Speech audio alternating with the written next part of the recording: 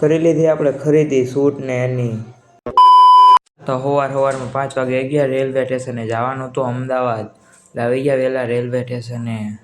Railway સ્ટેશને આવીને કઢાવી લીધા આપણે રેલગાડીના વિઝા કઢાવીને આપણે જવાનું હતું રેલગાડીમાં। આપણે જવાનું તો આવળિયા રેલગાડીમાં ભાવનગરથી સાબરમતી વાળીમાં વહેલા 6:30। વ્યૂ જોવો સવારમાં 6:30નો વ્યૂ। આવો વ્યૂ જોવો હોય સવારમાં વહેલા 6:15 જાગવું પડે તો જ આવો વ્યૂ આવે।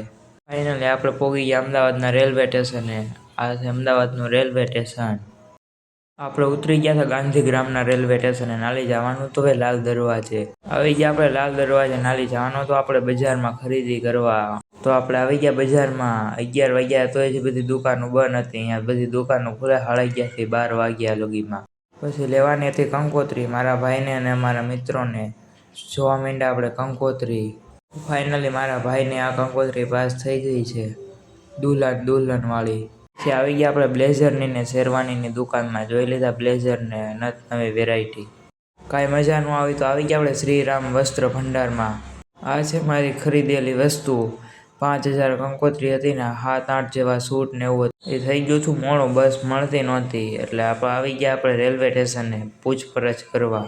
અમદાવાદના રસ્તા એટલે હેવી રસ્તા, વટવું મોંઘું પડી જાય। એમાંય શીખાવ ગાડી લઈને નીકળો એટલે ઉડી જ જાય। પાપાની પરિયું જેવી ગયા એટલે ઉડીને જ આવે ભાઈ રસ્તામાં। બસ ન મળી એટલે આવી ગયા આપણે અર્ટિગામાં। બંધાવી લીધી હતી આપણે અર્ટિગા 4 વ્હીલ। તો ફાઇનલી અમે રાતે 1 વાગે પહોંચી ગયા ભાવનગરના રેલવે સ્ટેશને। ગાડીઓ રેલવે સ્ટેશને પડી હતી એટલે मजा आया। और मैं ये जो मजा है हिंदुस्तान के हर व्यक्ति को देना